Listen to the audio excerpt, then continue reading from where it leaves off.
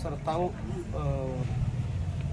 ದಿವಸ ಕರ್ನಾಟಕ ರಾಜ್ಯ ಗ್ರಾಮ ಆಡಳಿತ ಅಧಿಕಾರಿಗಳ ಸಂಘ ಬೆಂಗಳೂರು ಮತ್ತು ಇಡೀ ಎಲ್ಲ ಜಿಲ್ಲೆಗಳಲ್ಲಿ ಗ್ರಾಮ ಲೆಕ್ಕಾಧಿಕಾರಿಗಳು ಎಲ್ಲ ತಾಲೂಕಾ ಮಟ್ಟದ ಕಚೇರಿಗಳ ಮುಂದೆ ಅನಿರ್ದಿಷ್ಟ ಅವಧಿ ಸತ್ಯಾಗ್ರಹವನ್ನು ಹಮ್ಮಿಕೊಂಡಿರ್ತಾರೆ. ಈ ದಿಸೆಯಿಂದ ಇದು ನಮ್ಮ ಸಂಘಟನೆ ಗಮನಕ್ಕೆ ಬಂದಾಗ ಗ್ರಾಮ ಲೆಕ್ಕಾಧಿಕಾರಿಗಳ ಏನು ಬೇಡಿಕೆಗಳದಾವೆ ಆ ಬೇಡಿಕೆಗಳೆಲ್ಲ ಸಮಂಜಸವಾಗಿದಾವೆ.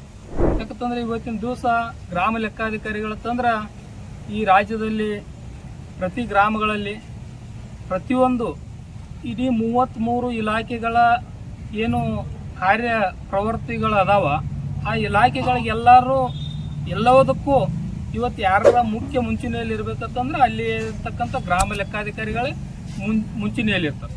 ಇವತ್ತು ಫ್ಲಡ್ ಬಂದಾಗ ಆಗಿರ್ಬೋದು, ಮಳೆ ಬಂದು ಸಿಡ್ಲು ಹೊಡೆದಾಗ ಆಗಿರ್ಬೋದು, ಇನ್ನಿತರ ಮತ್ತು ಅವ್ರ ಇಲಾಖೆ ದಗದುಗಳನ್ನು ನೋಡ್ತಾನಂದ್ರೆ ಸಿಕ್ಕಾಪಟ್ಟಿ ಒಂದು 30-40 ಮೇಲೆ ಅದಾವ ಅವ್ರಿಗೆ ಸ್ವಂತದ್ದು ವೈಯಕ್ತಿಕ.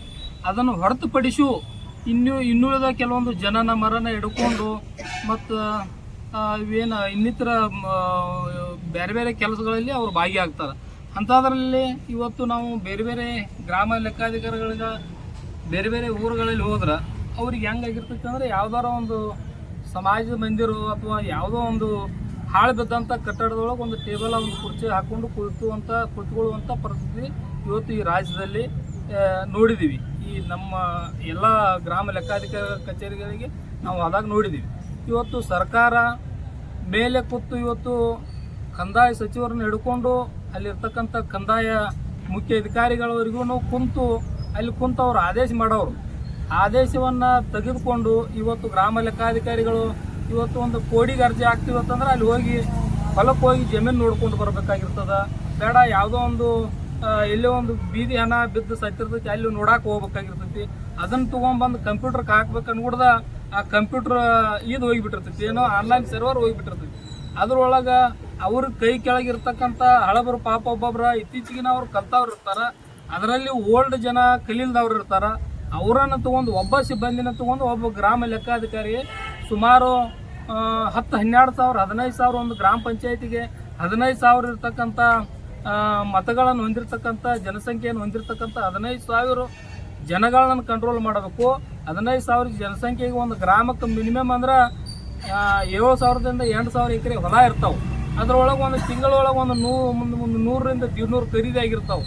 ಆ ಹೊಲದ ನೋಟಿಸ್ ತೆಗೆಯುವಂಥ ಕೆಲಸದೊಳಗೆ ಒಬ್ಬನ ಹಳಬನ ಕರ್ಕೊಂಡು ಅಂಥ ಒತ್ತಡದ ಕೆಲಸದ ಜೊತೆಗೇನು ಸೋರುವಂಥ ಕಟ್ಟಡದಲ್ಲಿ ಕುಂಡುವಂಥ ಪರಿಸ್ಥಿತಿ ಇವತ್ತು ರಾಜ್ಯದಲ್ಲಿ ಉದ್ಭವ ಆಗೈತಿ. ಮತ್ತು ಅವರಿಗೆ ಅವ್ರದ್ದೇ ಆದಂಥ ಒಂದು ಮೊಬೈಲ್ ಇಲ್ಲ. ಈ ಸರ್ಕಾರದ ಯೋಜನೆಗಳು ಹಲವಾರು ಯೋಜನೆಗಳು ಅದಾವೆ, ಮೊಬೈಲ್ ಇಲ್ಲ, ಆನ್ಲೈನ್ ಇರೋದಿಲ್ಲ. ಅಂಥದ್ರೊಳಗೆ ಯಾವ್ದಾರ ಒಂದು ಕೆಲಸಗಳನ್ನು ಸರಿಯಾಗಿ ಮಾಡಲಿಲ್ಲ ಅಂದ್ರೆ ಮೇಲ್ ಕುಂತ DC ಸಾಹೇಬರಾಗಲಿ ಅವ್ರಿಗಿದ್ರೆ ಮ್ಯಾಗಿನವರಾಗಲಿ ಗ್ರಾಮ ಲೆಕ್ಕಾಧಿಕಾರಿಗಳಿಗೆ ಮೆಮೊ ಕೊಡುವಂಥ ಒಂದು ಪ್ರವೃತ್ತಿ ನಡೆದದ.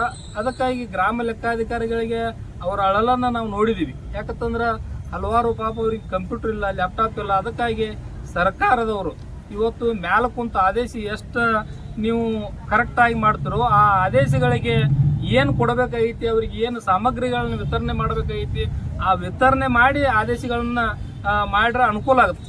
ಅದನ್ನು ಬಿಟ್ಟುಕೊಟ್ಟು ಗುಬ್ಬಿ ಮೇಲೆ ಬ್ರಹ್ಮಾಸ್ತ್ರ ಅಂತಾರಲ್ಲ, ಇವತ್ತು IAS KS ಅಧಿಕಾರಿಗಳು ಮೇಲೆ ಕುಂತ ಆದೇಶ ಮಾಡಬಹುದು. ಕೆಳಮಟ್ಟದ ಗ್ರಾಮ ಲೆಕ್ಕಾಧಿಕಾರಿಗಳು ಅದನ್ನು ಮೇಲೆ ಕುಂತ ಅಧಿಕಾರದ ಒಂದು ಕುರ್ಚಿ ಮೇಲೆ ಕುಂತ ಆದೇಶ ಮಾಡುವಂಥ ಅಧಿಕಾರಿಗಳು ತಿಳ್ಕೋಬೇಕು ಮತ್ತು ರಾಜ್ಯ ಸರ್ಕಾರದವರು ತಿಳ್ಕೋಬೇಕು.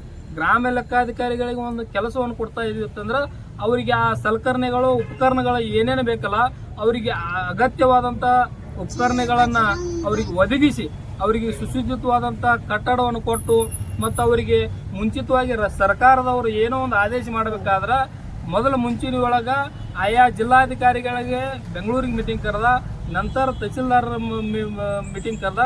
ತಹಸೀಲ್ದಾರ್ ಸಾಹೇಬರು ಕರೆದು ಗ್ರಾಮ ಲೆಕ್ಕಾಧಿಕಾರಿಗಳಿಗೆ ಮುಂದೆ ಇಂಥದ್ದೊಂದು ಯೋಜನೆ ತರಾತೀವಿ, ಅದ್ರ ಬಗ್ಗೆ ಕೂಲಂಕಷವಾಗಿ ನಿಮಗೂ ಟ್ರೈನಿಂಗ್ ಇರಲಿ ಅಂತೇಳಿ ಅವ್ರಿಗೆ ಮಾಹಿತಿ ಕೊಟ್ಟು ಸರ್ಕಾರದವರು ಅಂಥ ಯೋಜನೆಯನ್ನು ತೊಗೊಂಬಂದು ಇಟ್ಟರೆ ಗ್ರಾಮ ಲೆಕ್ಕಾಧಿಕಾರಿಗಳಿಗೆ ಅನುಕೂಲ ಆಗುತ್ತೆ. ಅಲ್ಲಿ ಸರ್ಕಾರದಿರ್ತಕ್ಕಂಥ ಸಚಿವರುಗಳು ಮತ್ತು ಮುಖ್ಯಮಂತ್ರಿಗಳು ಯಾವುದೇ ಒಂದು ಆದೇಶವನ್ನು ದಿಢೀರ್ ಅಂತೇಳಿ ಅವರ ರಾಜಕೀಯ ಲಾಭಕ್ಕಾಗಿ ಒಂದು ಆದೇಶವನ್ನು ಹೊರ ಹಾಕ್ತಾರ. ಆ ಆದೇಶವನ್ನು ಆಯಾ ಡಿ ಸಿ ಅವರು ತಹಸೀಲ್ದಾರ್ಗಳು ಈ ಗ್ರಾಮ ಲೆಕ್ಕಾಧಿಕಾರಿಗಳಿಗೆ ಕೊಡ್ತಾರ. ಅದರ ಬಗ್ಗೆ ಮಾಹಿತಿನೇ ಇರೋದಿಲ್ಲ ಗ್ರಾಮ ಲೆಕ್ಕಾಧಿಕಾರಿಗಳಿಗೆ. ಅದನ್ನು ಮಾಡು ಅಂತಂದಾಗ ಅವರು ಪಾಪ ಮಾಹಿತಿ ಇರ್ಲಾರ್ದನೆ ಏನೂ ಮಾಡ್ಲಿಕ್ಕಾಗಲ್ಲ. ಆ ನಂತರ ಅವರಿಗೆ ಮೆಮೊ ಕೊಡೋದು, ಅವರನ್ನು ಸುಮ್ಮನೆ ಕಾಡೋದು, ಇಂಥ ಉದ್ದೇಶಗಳಾಗ್ತಾ ಇದ್ದಾವೆ. ಅದಕ್ಕಾಗಿ ಮಾನ್ಯ ಸರ್ಕಾರದ ಕಂದಾಯ ಸಚಿವರಲ್ಲಿ ಮತ್ತು ಮಾನ್ಯ ಮುಖ್ಯಮಂತ್ರಿಗಳಲ್ಲಿ ನಾವು ಗ್ರಾಮ ಲೆಕ್ಕಾಧಿಕಾರಿಗಳ ಪರವಾಗಿ ನಾವು ಕರ್ನಾಟಕ ದಲಿತ ಸಂಘರ್ಷ ಸಮಿತಿಯವರು ಏನು ಒತ್ತಾಯವನ್ನು ಮಾಡ್ತೀವಿ ಅಂತಂದ್ರೆ, ಆಯಾ ಗ್ರಾಮ ಲೆಕ್ಕಾಧಿಕಾರಿಗಳಿಗೆ ಕಟ್ಟಡದ ವ್ಯವಸ್ಥೆ ಆಗಬೇಕು ಮತ್ತು ಕಂಪ್ಯೂಟರ್ ಮತ್ತು ಗಣಕಯಂತ್ರವನ್ನು ಸರಿಯಾದ ರೀತಿಯಲ್ಲಿ ಅವರಿಗೆ ಪೂರೈಸಬೇಕು. ಮತ್ತು ಇನ್ನೂ ಇದಲ್ಲದ ಕೆಲವೊಂದು ಇಲಾಖೆಗಳು ಇವತ್ತು ಆಹಾರ ಇಲಾಖೆದು ಅವರಿಗೂ ಕೊಡ್ತಾರೆ. ಚುನಾವಣೆ ಬಂತಂದ್ರೆ ಚುನಾವಣೆ ಒಳಗೆ ಬಿಫೋರ್ ಚುನಾವಣೆ 3 ತಿಂಗಳು ಇರ್ತಾನೆ ಅವರಿಗೆ ಕೆಲಸದ ಒತ್ತಡ. ಇವತ್ತು ಆ ಬೂತ್ ಇಲ್ಲಿ ಮಾಡಬೇಕು, ಈ ಬೂತ್ ಅಲ್ಲಿ ಮಾಡಬೇಕು ಅಂತೇಳಿ ಸರ್ಕಾರದ ಇನ್ನೂ ಕೆಲವೊಂದು ಇಲಾಖೆಗಳು, ಇವತ್ತು ಹಲವಾರು ಇಲಾಖೆಗಳು, ರೇಷ್ಮೆ ಇಲಾಖೆಯವರು ಅವ್ರು ಏನು ಮಾಡ್ತಿರೋದಲ್ಲ ಅವ್ರು ಅಲ್ಲೇ ಕೂತಿರ್ತಾರೆ. ಅಂಥ ಅಧಿಕಾರಿಗಳನ್ನ ಯಾವಾಗ ತಗೋತಾರಂತಂದ್ರೆ ಇವರು ಚುನಾವಣೆ ಇನ್ನೇನು ಮತದಾನ 2 ದಿವಸ ಇರ್ತೈತಿಲ್ಲ ಅವಾಗ ನೋಡಲ್ ಅಧಿಕಾರಿ, ವಿಸ್ತೀರ್ಣ ಅಧಿಕಾರಿ ಅಂತ ಹೇಳಿ ಹಾಕ್ತಾರೆ. ಅದನ್ನು ಅವ್ರಿಗೆ ಏನು ಕೆಲಸ ಇರೋದಿಲ್ಲ ಆ ಇಲಾಖೆಯಿಂದ 2-3 ಮಂದಿನ ತೊಗೊಂಡು ಗ್ರಾಮ ಲೆಕ್ಕಾಧಿಕಾರಿಗಳ ಜೊತೆಗೆ ಜೋಡಿಸಿರ ಗ್ರಾಮ ಲೆಕ್ಕಾಧಿಕಾರಿಗಳಿಗೂ ಕೆಲಸ ಆಗತ್ತೆ. ಮತ್ತು ಯಾಕಂತಂದ್ರೆ ಸರ್ಕಾರದವ್ರು ತಿಳ್ಕೊಬೇಕು, ಸುಮಾರು ಇವತ್ತು ಆಧಾರ್ ಕಾರ್ಡ್ ಹಿಡ್ಕೊಂಡು ಭೂಮಿ ಮ್ಯಾಪ, ದಿಶಾಂಕ, ಹಲವಾರು ಬೆಳೆ ಸಮೀಕ್ಷೆ ಅವ್ರ ಕೆಲಸಗಳನ್ನು ನೋಡ್ಬೇಕು. ಯಾಕಂತಂದ್ರೆ ಮಾನ್ಯ ಡಿ ಸಿ ಸಾಹೇಬರು ಮಾನ್ಯ ಸರ್ಕಾರದ ಗಮನಕ್ಕೆ IAS ಅಧಿಕಾರಿಗಳು ತರಬೇಕು. ಯಾಕಂತಂದ್ರೆ ಗ್ರಾಮ ಲೆಕ್ಕಾಧಿಕಾರಿಗಳಿಗೆ ಇಲ್ಲಿ ನಾವು ಕೂತು ಆರ್ಡರ್ ಮಾಡೋದು ಭಾಳ ಸಲೀಸ್ರಿ, ಆದ್ರೆ ಅಲ್ಲಿ ಅಡ್ಡಾಡಿ ಕೆಲಸ ಮಾಡೋದು ಭಾಳ ಕಷ್ಟ ಆಗ್ತೈತಿ.